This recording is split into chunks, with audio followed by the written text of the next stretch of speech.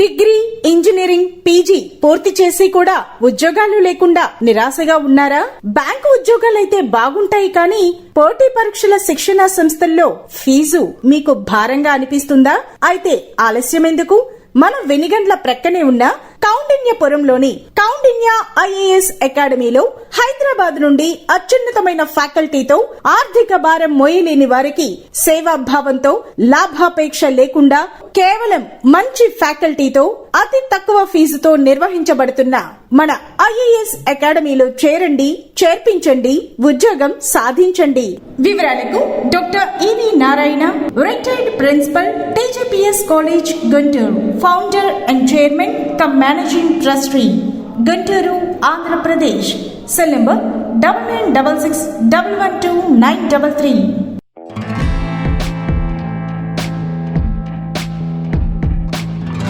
SHOAP TV ప్రేక్షకులకు నమస్కారం. Military, navy, air force, combined defence services, CDS. ఈ CDS యాస్పిరెంట్స్కి నోటి ఆరోగ్యానికి ఒక లింక్ ఉంది. దాని ప్రాధాన్యత గురించి చర్చించేందుకు మనతో ఉన్నారు ప్రముఖ ఇంప్లాంటాలజిస్ట్ డాక్టర్ చల్లా చైతన్య గారు. ముందుగా వారిని స్వాగతిద్దాం. నమస్కారం డాక్టర్ గారు. సార్, మన ఈ CDS యాస్పిరెంట్స్ ఎవరైతే ఉన్నారో, ముఖ్యంగా వాళ్ళు 19 సంవత్సరాల నుంచి 25 సంవత్సరాల మధ్య గల వాళ్ళు, యువకులు, వీరికి నోటి ఆరోగ్యం ఎందుకు అవసరం, ఏ మేరకు అవసరం సార్? జనరల్గా మీరు అన్నట్టు 19 to 25 ఇయర్స్ వరకు వాళ్ళ అర్హత సాధించే ఏజ్ సార్. ఏది ఈ కంబైన్డ్ డిఫెన్స్ సర్వీసెస్ లేదా తెలుగులో త్రివిధ దళాలు అంటారు. సో వీళ్ళకి ఎందుకు ఇంపార్టెంట్ అంటే, దంత వైద్యుడితో జనరల్గా రిటర్న్ టెస్ట్ అయిపోయి వాళ్ళు క్వాలిఫై అయిపోయిన తర్వాత మెడికల్ టెస్ట్ చాలా ఇంపార్టెంట్గా పరిగణలోకి తీసుకుంటారు సార్.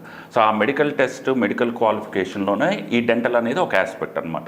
సో చాలామంది కొంచెం బాగానే ఉన్నాయి, ఆ చిన్న ఏజ్లో ఏం పుచ్చులు వస్తాయి, నీకు హెల్తీగానే ఉంటాం కానీ కొంత నిర్లక్ష్యపు ధోరణిలో ఉంటారు.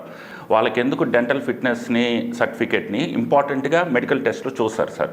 ద రీజన్ బిహైండ్ దట్ ఏంటంటే, జనరల్గా వీళ్ళు మనకి క్వాలిఫై అయ్యి రేపొద్దున వార్ జోన్లో కానీ వాళ్ళ పోస్టింగ్స్ వెళ్ళిన తర్వాత, అకాడమీలో కానీ తర్వాత పోస్టింగ్స్కి వెళ్ళిన తర్వాత వాళ్ళు తినే ఆహారం కానీ, ఆర్మీ అంటేనే మనకి time to time fitness maintain చేసేవాళ్ళు, రౌండ్ ద క్లాక్ 365 days 24/7 ఉండాల్సిన కండిషన్ ఉంటుంది.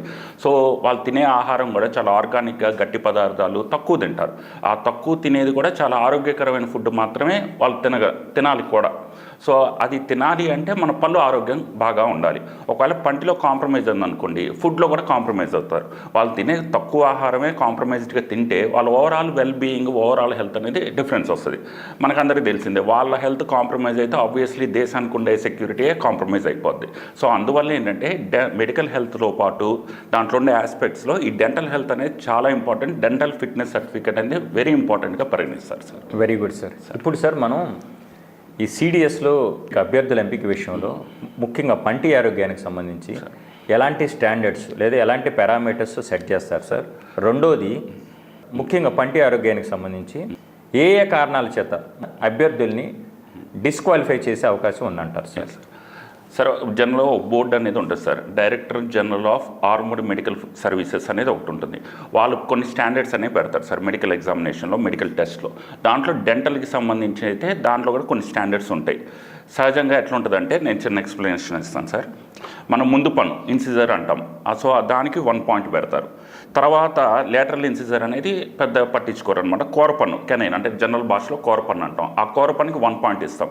ఈ కోరపన్నుకి తినడానికి పడే దవడపల్లికి మధ్యలో ప్రీమోలార్స్ అని ఉంటాయి సార్. ఆ రెండింటికి దానికి ఈచ్ పాయింట్ ఉంటుంది.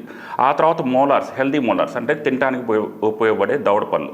సో ఆ దవడపళ్ళు ఒక్కొక్క దానికి 2 points ఉంటాయి. సో ఆ లెక్కన మనకి ఒక్కొక్క క్వాడ్రెంట్కి 6 points ఉంటాయి. సో మొత్తం 4 quadrants అంటాం డెంటల్ భాషలో. 24 points. సో మొత్తం 24 points సార్. సో 24 points ఉంటే హీఈస్ ఎక్సలెంట్, దాంట్లో డౌట్ లేదు. బట్ అట్లీస్ట్ లీస్ట్ 14 points కరెక్ట్గా ఉండాలనేది ఈ బోర్డు పెట్టిన రూల్ సార్, నిబంధన మీరు అన్నట్టు. సో ఆ 14 points కనుక ఉండకపోతే జనరల్గా డిస్క్వాలిఫై అవుతారు సార్. ఆ డిస్క్వాలిఫికేషన్ అంటే సేమ్ టైం మళ్ళీ పర్మనెంట్ డిస్క్వాలిఫికేషన్ అనేది ఉండదు, టెంపరీ అన్ఫిట్ అని రాస్తారు. సో ఒక 6 weeks 4 weeks అట్లా టైం ఇస్తారు, 1 month to 1.5 months. ఆ 1.5 monthsలో వాళ్ళు దాన్ని సరి చేసేసుకొని, ఆ రూట్ కెనాల్స్ లేకపోతే ఇంకేదైనా ట్రీట్మెంట్స్ ఉంటే కనుక సరి చేసేసుకొని మళ్ళీ వాళ్ళు they can reappear in the board. Sir, ఇంతకుముందు మీరు చెప్పున్నారు, ఇన్ కేస్ స్టాండర్డ్స్ ప్రకారం లేకపోతే వాళ్ళు 6 weeks టైం ఇస్తారు. Fair sir, good. ఇప్పుడు దానికి సంబంధించిన మరో ప్రశ్న అడుగుతాను sir. Please. RCT root canal treatment తీసుకున్న వాళ్ళు కావచ్చు, లేదంటే ఫిల్లింగ్స్ ఉంటాయి, డెంటల్ ఫిల్లింగ్స్ ద్వారా చేసినాడు, లేదా క్యాప్స్ పెట్టుకున్నాడు, లేదంటే మనకి చాలా ఉన్నాయి కదా సార్ ట్రీట్మెంట్లు చేసేటువంటి మనకి క్యాప్స్ అని, లేదంటే ఇతరత్ర మనకు అలాంటి ట్రీట్మెంట్ తీసుకున్న వాళ్ళకి ఈ ఎంపికలో కన్సిడర్ చేస్తారా? ఇంకో విషయం ఏంటంటే విజ్డమ్ టీత్ ఉంటాయి కదా సార్, జ్ఞానదంతాలు.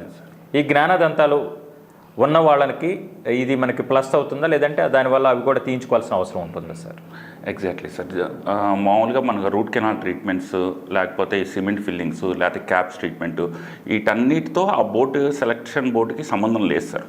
ఫ్రాంక్లీ ఎందుకు సంబంధం లేదంటే ఆ పర్టికులర్ క్యాండిడేట్ తినటానికి ఉపయోగపడే దవడ పళ్ళు హెల్తీగా తినగలుగుతున్నాడా లేదా, గట్టిగా నవిలి అరిగే విధంగా తినగలుగుతున్నాడా లేదా, ఫస్ట్ పాయింట్. అది క్యాప్స్తో నవ్వులుతున్నాడా, న్యాచురల్ టీత్తో నవ్వులుతున్నాడా అనేది అనవసరం మన సెలక్షన్ బోర్డుకి. రెండోది ఫ్రంట్ టీత్ ఎందుకు ఇంపార్టెంట్ అంటే స్పీచ్.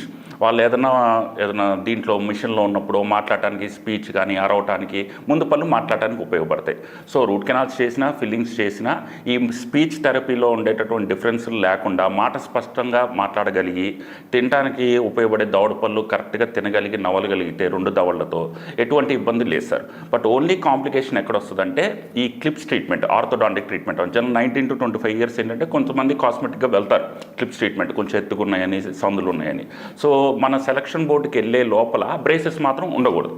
రేపొద్దున వాళ్ళు పోస్ట్లో ఏదైనా జాయిన్ అయ్యి సెలెక్ట్ అయిన తర్వాత కూడా బ్రేసెస్ ట్రీట్మెంట్ అనేది చేయించుకోకూడదు. ఇది జనరలైజ్డ్ సార్.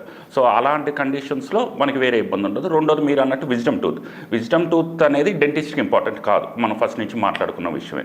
కాకపోతే అది ప్రాబ్లమాటిక్గా ఉన్నట్టుగా మనకి ఎక్స్రేలో తేలింది అనుకోండి, డెఫినెట్గా మనం అనుకున్న ఆ 6 weeks గ్యాప్ ఇచ్చేసి అది తీయించేసుకొని దానికి తగ్గ రిజాల్వ్మెంట్ ఉంటే సరిపోతుంది. ఉన్నా కానీ ఇబ్బంది ఏమీ లేదు, ఉన్నా కూడా ఇబ్బంది లేదు సార్. అన్లెస్ అంటే అది ప్రొవోకింగ్ అంటే ప్రాబ్లమాటిక్ కండిషన్ వస్తుంది ఫ్యూచర్లో అనేది మనకి కనిపించకూడదు ఎక్స్రేలో. Very good sir. మరో విషయం నేను ఇంతకుముందు అడుగుదాం అనుకుని ప్రశ్న ఏంటంటే డెంటల్ ఇంప్లాంట్స్. ఇప్పుడు మీరు ఇంప్లాంటాలజిస్ట్, సో మనం రూట్ కెనాల్ గురించి చెప్పాము, ఫిల్లింగ్స్ గురించి చెప్పాం. డెంటల్ ఇంప్లాంట్స్ ఉన్నా కూడా దాన్ని నార్మల్ పన్నుగానే పరిగణిస్తారా సార్? ఆబ్వియస్లీ నార్మల్ పన్నే సార్. అంటే అది మిస్సింగ్ టూత్ కింద అవ్వదు సార్. అంటే మిస్సింగ్ టూత్ అంటే మనకి రెండు దవడ పళ్ళ మధ్యలో ఖాళీ ప్రదేశం మాత్రం ఉండకూడదు. అది లోపల ఇంప్లాంట్ ద్వారా పెట్టించుకున్నారా, లేకపోతే బ్రిడ్జ్ కాన్సెప్ట్లో పెట్టించుకున్నారా అనేది మన బోర్డుకి సంబంధం. Very good sir. అట్లా మీరు చెప్పారు మెడికల్ టెస్ట్ ద్వారా మనకి 24 పాయింట్లు అత్యుత్తమంగా సాధించాలి, మినిమం 14 పాయింట్లు సాధించాలని చెప్పారు. ఇప్పుడు ఈ మెడికల్ టెస్ట్కి వెళ్ళే ముందు ఆస్పిరెంట్స్, ఈ అభ్యర్థులు ఎలాంటి జాగ్రత్తలు పాటించాలి సార్? వాళ్ళకి మీరు ఇచ్చే టిప్స్ ఏంటి సార్? Simple sir. జనరల్గా ఏంటంటే బాగానే ఉన్నాయి కదా అని నెగ్లెక్ట్ చేస్తారు, లేదా చిన్న చిన్న పుచ్చులు ఉంటాయి సార్, పిట్స్ అండ్ ఫిజర్స్. సహజంగా ఒక 16 ఏళ్ళు దాటిన తర్వాత మనం తినే ఫుడ్, ఇప్పుడున్న జనరేషన్లో వచ్చే ఫుడ్ మార్పుల్లో ఎంత లేదనుకుంటే డెంటిస్ట్కి అయితే కనిపిస్తుంది సార్ చిన్న చిన్న పుచ్చులని. ఒకసారి బాగా స్ట్రిక్ట్గా ఉన్నారనుకోండి బోర్డులో, ఆబ్వియస్లీ సిడిఎస్ అంటే స్ట్రిక్ట్ బోర్డ్ అనే కిందే తీసుకోవాలి మన ఇండియాలో. సో ఆబ్వియస్లీ ఏమవుతుంది, ఆ చిన్న చిన్న పిట్స్ని నెగ్లెక్ట్ చేస్తారు ఆ ఏజ్లో. సో నా సలహా ఏంటంటే మరి జనరల్గా వెళ్ళి ఒక డెంటిస్ట్ దగ్గరికి వెళ్ళి ఆ చిన్న చిన్న సిమెంట్ ఫిల్లింగ్స్ తక్కువ టైంలో అయిపోతుంది, మళ్ళీ ఇబ్బందులు రాకుండా ఉండటానికి. సో ఏదైనా చిన్న చిన్న కదలికలు ఉన్నా పళ్ళ మధ్య సందులు ఉంటే ఇబ్బంది లేదు, బట్ తిన్న ఇరుక్కోకుండా చూసుకోవాల్సిన అవసరం ఉంది. ఒక 3 to 6 months, ఒక 3 monthsలో మనకి సెలక్షన్ ఉంది, మెడికల్ టెస్ట్ ఉంది అన్నప్పుడు ఒక 4-5 months ముందే ఒక నార్మల్ క్లీనింగ్ చేయించుకోవటం, రోజుకి 2 సార్లు బ్రష్ చేసుకోవటం, తిన్న వెంటనే మంచినీళ్ళతో పుక్లి చూయటం, బ్రషింగ్ టెక్నిక్ కరెక్ట్గా ఫాలో అవటం చేస్తే ఇతరత్ర సమస్యలు అనేది పోతాయి సార్. ఎస్పెషల్లీ ఈ క్యాండిడేట్స్ ఫ్లాసింగ్ అనేది చాలా ఇంపార్టెంట్ సార్. వీళ్ళకి ఫ్లాసింగ్ ఉంటే ఫ్యూచర్లో మనకు వచ్చే పుచ్చుల్ని అరికట్టే అవకాశం ఉంటుంది. Excellent sir. ఇప్పుడు ఎవరైనా అభ్యర్థులు టెంపరీగా రిజెక్ట్ అయిన తర్వాత వాళ్ళు ఎలాంటి జాగ్రత్తలు తీసుకోవాలి సార్? Exactly sir. టెంపరీ అది ఏంటంటే వాళ్ళు టఫ్ అంటాం సార్, టెంపరీ అన్ఫిట్ అనేది రాస్తారు వాళ్ళు. ఇన్ కేసు ఈ డెంటల్ వర్క్ ఇబ్బందులు ఉంటే వాళ్ళకి 4 to 6 weeks టైం ఇస్తారు, వాళ్ళు వచ్చేసి రిజాల్వ్ చేసుకోవచ్చు. కాకపోతే ఇక్కడ మాకు ఒక సమస్య వస్తుంది సార్. జనరల్గా ఏంటంటే వాళ్ళు వచ్చినప్పుడు వెంటనే ఫాస్ట్గా చేయలేం. కొన్ని ట్రీట్మెంట్స్ ఏంటంటే కొంత టైం పడుతుంది అది రిజాల్వ్ అవడానికి. ఇప్పుడు యాప్సెస్ అంటాము, గడ్డ లాంటి కేసులు అనుకోండి, మనం ట్రీట్మెంట్ చేసేసి పేషెంట్కి కూడా బాగానే క్యాండిడేట్కి బాగానే ఉంటుంది, కానీ ఎక్స్రేలో చూసినప్పుడు యాప్సెస్ కనిపిస్తుంది. సో బోర్డులో అదొక అబ్జెక్షన్ చెప్పచ్చు. సో అందుకని ఇందాక మనం చెప్పుకున్న టిప్స్ పరంగా ఆ కండిషన్ రాకుండా ఉండటానికి ముందుగానే వీళ్ళు ఫ్లాసింగ్ కానీ క్లీనింగ్ కానీ చిన్న చేసేసుకుంటే ఇబ్బందులు ఉండవు sir. Very good sir. Sir మనకి యుద్ధాలు సంభవించేటప్పుడు కావచ్చు, అంటే ఇవాళ రేపు మనం చూస్తున్నాం ప్రపంచవ్యాప్తంగా యుద్ధ వాతావరణం నెలకొని ఉంది, లేదంటే ప్రత్యేకమైన ఆపరేషన్స్ నిర్వహించేటప్పుడు కావచ్చు, ఈ మిలిటరీ డెంటల్ యూనిట్స్ లేదా డెంటల్ వ్యాన్స్ ఇలాంటి సపోర్టు మన ఈ యుద్ధ వీరులకు ఏ విధంగా అందుబాటులో ఉంటుంది సార్? Exactly sir. ఇప్పుడు మనం తీసుకున్న కాన్సెప్ట్ ఇప్పటివరకు మన క్యాండిడేట్ సెలక్షన్కి డెంటిస్ట్ ఎలా ఉపయోగపడతాడు అనేది మనం డిస్కస్ చేసాం. మీరు అన్నట్టు ఇప్పుడు సెలక్షన్ అయిన తర్వాత వాళ్ళ పోస్ట్లోకి వెళ్ళిపోయిన తర్వాత అక్కడున్న డెంటిస్టులు అంటే వాళ్ళని ఏంటంటే జనరల్గా ఆర్మీ డెంటల్ కాప్స్ అంటాం సార్. సో వాళ్ళకి వీళ్ళు వెళ్ళి పోస్ట్లో ఉన్నప్పుడు వీళ్ళు ఎలా ఉపయోగపడతారంటే fitness, dental fitness obviously important కాబట్టి దానికున్న డిప్లాయ్మెంట్కి వాళ్ళు వెళ్ళే ముందే ఒకసారి క్రాస్ చెకింగ్ చేస్తారు సార్. ఎనీ పోస్ట్ అంటే ఎనీ బేస్ మిలిటరీ క్యాంప్లో ఒక డెంటల్ స్పెషాలిటీ అనేది ఉంటుంది అన్ని మెడికల్ డిపార్ట్మెంట్స్తో పాటు. బట్ వీరు ఎక్కడన్నా వేరే క్యాంప్కి వెళ్ళాల్సి వచ్చినప్పుడు మొబైల్ డెంటల్ వ్యాన్స్ అనేవి యూజ్ చేస్తాం సార్. ఆ మొబైల్ డెంటల్ వ్యాన్స్ అనేవి హైలీ ఎక్విప్డ్. జనరల్గా ఇప్పుడు మనం కాలేజెస్లో క్యాంప్స్కి వెళ్ళినప్పుడు ఆ వ్యాన్స్ అనేవి యూజ్ చేస్తాం. But provided nation comes the first కాబట్టి ఆబ్వియస్లీ వెరీ హై ఎక్విప్మెంట్ ఉంటుంది అక్కడ. ఆ మొబైల్ డెంటల్ వ్యాన్స్ వలన వాళ్ళకి ఏదైనా చిన్న చిన్న సమస్యలు ఆ టైంలో ఏదైనా తలెత్తిందనుకోండి వ్యాన్స్లో చేసేయటం అనేది జరుగుతుంది sir. Very good sir. Sir అలాంటి వాతావరణంలో జనరల్గా ఇన్ఫెక్షన్స్ని అరికట్టాలన్నా, కంట్రోల్ చేయాలన్నా, లేదా నిర్మూలించాలన్నా కూడా స్టెరిలైజేషన్ అనేది చాలా ఇంపార్టెంట్. Exactly sir. సో అలాంటి చోట ఈ స్టెరిలైజేషన్ కావచ్చు లేదా ఇన్ఫెక్షన్ కంట్రోల్ కావచ్చు ఏ విధంగా ఉంటుంది సార్? సార్ ఈ ఆర్మీ డెంటల్ కాప్స్ ఏంటంటే ఈ వ్యాన్స్ అనేది ఆర్గనైజ్ చేస్తారు. సో ఆబ్వియస్లీ అక్కడ ఒక well highly qualified army dental corps అనేది ఈ వ్యాన్లో ఉంటారు సార్. అట్లానే ప్రొవైడెడ్ ఒక ల్యాబ్ టెక్నీషియన్, ఒక qualified lab technician, qualified dental assistant ఉంటారు. వెరీ హై ఎక్విప్మెంట్ ఆటోక్లేవ్స్ అనేవి ఉంటాయి సార్. ఆబ్వియస్లీ ఇది స్టెరిలైజేషన్ యూనిట్ కోసం లేకపోతే సెక్షన్ యూజ్ చేయడం అనేది ఉంటుంది. ఈ వార్ జోన్స్లో జరిగినప్పుడు కానీ క్రాస్ కంటామినేషన్ జరగకుండా ఉండటం కోసం very high sterilisation equipment use చేయడం అనేది జరుగుతుంది సార్. Very good sir. ఇప్పుడు మీరు చెప్పారు sir army dental corps ADC వీళ్ళకి ఈ సిడిఎస్లో ఏ విధమైన ట్రైనింగ్ ఇస్తారు సార్? సార్ ఈ ఆర్మీ డెంటల్ కాప్స్ అన్న వాళ్ళు అంటే armed forces medical services AFMC అంటాం సార్. సో అదే దాంట్లో ఒక one of the specialised branch కింద కన్సిడర్ చేస్తారు. వన్స్ వాళ్ళు సెలెక్ట్ అయిన తర్వాత వాళ్ళకంటూ సపరేట్ అంటే ఓన్లీ డెంటల్ ఒకటే కాకుండా వీళ్ళు ఆ క్యాంప్స్కి వెళ్ళినప్పుడు, కంటోన్మెంట్స్కి వెళ్ళినప్పుడు, బేస్ ఏరియాస్కి వెళ్ళినప్పుడు ఎలా యాక్ట్ చేయాలనే దానికోసం ఒక మినిమం నాలెడ్జ్ అనేది ఇస్తారు. ఎట్లా ఎక్స్పోజ్ చేస్తారు ఫస్ట్ అక్కడున్న వెపన్స్కి కానీ, హౌ టు హ్యాండిల్ ద సోల్జర్స్కి వచ్చే ఇబ్బందుల్ని హ్యాండిల్ చేయటం కానీ. ఎందుకంటే వాళ్ళు ఏదైనా యూజ్ చేసినప్పుడు ఆ షోల్డర్ ఇంజురీస్ అనేది కామన్ సార్ సోల్జర్స్కి. రీజన్ ఏంటంటే కొంచెం గట్టి ఇంపాక్ట్ అవుతుంది. అదే టైంలో జాకి తగిలే అవకాశాలు ఎక్కువగా ఉంటాయి. అంటే వీళ్ళకి ఇచ్చే ట్రైనింగ్లో అదొక మెయిన్ పార్ట్ కింద తీసుకుంటారు. ఆ జాని ఎలా మేనేజ్ చేసుకోవాలి అంటే ఫస్ట్ ఎయిడ్ కింద వెంటనే ఆ బ్లీడింగ్ ప్రొసీజర్ ఎట్లా ఆపాలి అనేది ఈ డెంటల్ వ్యాన్స్లో చేస్తారు సార్. ఇన్ కేస్ అది ఒకవేళ నెక్స్ట్ లెవెల్కి వెళ్ళింది అనుకోండి ఆబ్వియస్లీ ఎవాక్యుయేట్ చేస్తారు. ఎవాక్యుయేట్ చేసేసి పర్మనెంట్గా సేఫ్గా ఉన్న మిలిటరీ బేస్కి అక్కడ ఉన్న హాస్పిటల్కి తీసుకెళ్తారు. వన్స్ మిలిటరీ హాస్పిటల్కి వెళ్ళిన తర్వాత obviously very high and equipment ఉంటుంది, అక్కడ కంటిన్యూ చేస్తారు సార్. బట్ వీళ్ళకి ఇచ్చే ట్రైనింగ్ మాత్రం కొంచెం హార్డ్గానే ఉంటుంది సార్. ఒక 3 to 6 months మినిమం ట్రైనింగ్ ఉంటుంది. జంగిల్ క్యాంప్స్ ఉంటాయి లేదా బేస్ క్యాంప్స్ ఉంటాయి. అట్లా అన్ని రకాల ఆల్టిట్యూడ్స్కి, అన్ని రకాల ప్రెజర్స్కి అలవాటు పడే విధంగా చేస్తారు సార్. Okay sir. ఇప్పుడు మనం డిస్కస్ చేసిన అంశం పట్ల కొన్ని కేస్ ఎగ్జాంపుల్స్ ఏమైనా ఉంటే వివరిస్తారా? Exactly sir. అది కొంచెం కేస్ ఎగ్జాంపుల్స్ అంటే మేము ఒక రకమైన యూత్లో ఉన్నప్పుడు ఏంటంటే 1919లో జరిగిన కార్గిల్ వార్లో మనం క్రాస్ చెక్ చేసుకోవచ్చు సార్ నెట్లో. ఆ వార్లో ఆర్మీ డెంటల్ కాప్స్ కూడా చాలా యాక్టివ్గా వర్క్ చేసినట్టుగా వీ హ్యావ్ సమ్ రిపోర్ట్స్ కూడా. సో అప్పుడు ఉన్నటువంటి విక్రమ్ బాత్రా గారు కానీ ఆ టైంలో ఏంటంటే చాలా యాక్టివ్గా వర్క్ చేశారు. ఆ టైంలో మన డెంటల్ కాప్స్, మెడికల్ అందరూ కూడా ఏంటంటే చాలా యూనిటీగా చేశారనేది ఒక రిపోర్ట్ మన నెట్లో చూసినా కూడా. ఆ తర్వాత వచ్చేసి మన 26/11 అటాక్స్ ముంబైలో అక్కడ కూడా కొంత హెల్పింగ్ హ్యాండ్ ఉంది అనేది ఒక report.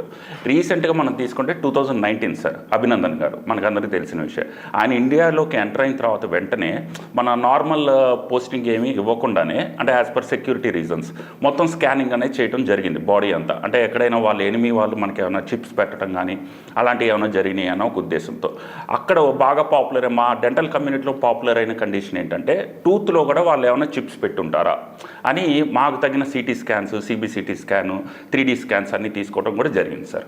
So as a dental surgeon ఏంటంటే ఆ కండిషన్స్ని మనం ఎలిమినేట్ చేయడానికి ట్రై చేస్తాం సార్. Very good sir.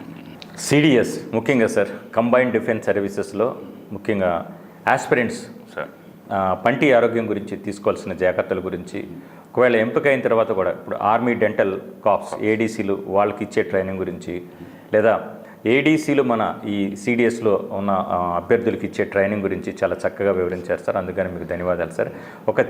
ఈరోజు మనం ఒక మంచి అంశాన్ని మీరు తీసుకున్నారు సార్, ముఖ్యంగా త్రివిధ దళాల గురించి సార్. దానికి రిలవెంట్గా ఒక చిన్న మినీ కవిత చదివి మన ఈ కార్యక్రమాన్ని ముగిద్దాం సార్. నవమాసాలు మోసిన నా తల్లి ప్రేమకై ఓ శిశువుల మరలా మరలా జన్మిస్తా. గ్రేట్. నన్ను ప్రతినిత్యం మోస్తున్న నా భరతమాతకై ఓ సైనికుడిలా ఎన్నిసార్లైనా మరణిస్తా. ఇది ప్రేమ గురించి చెప్పాను సార్. ఒక తల్లికి బిడ్డ మీద ఎంత ప్రేమ ఉంటుందో ఒక సైనికుడికి దేశం మీద అంత ప్రేమ ఉంటుంది సార్. సో ఒక దేశం కోసం సార్, భరతమాత కోసం అసూలు బాసిన అమరవీరులందరికీ మనం ఘనంగా నివాళులు అర్పించుకోవాలి సార్. వారిని ప్రతినిత్యం మనం గుర్తుంచుకోవాలి సార్. వారు చేస్తున్న కృషి వలన, వాళ్ళు పడుతున్న కష్టం వలన మనందరం ఇంత హాయిగా ఉండగలుగుతున్నాం సార్. సో మా ఈ కార్యక్రమానికి వచ్చి SHO యూట్యూబ్ ఛానల్కి వచ్చి ఈరోజు ఒక మంచి అంశాన్ని చర్చించినందుకు మీకు ధన్యవాదాలు సార్. జై హింద్ సార్.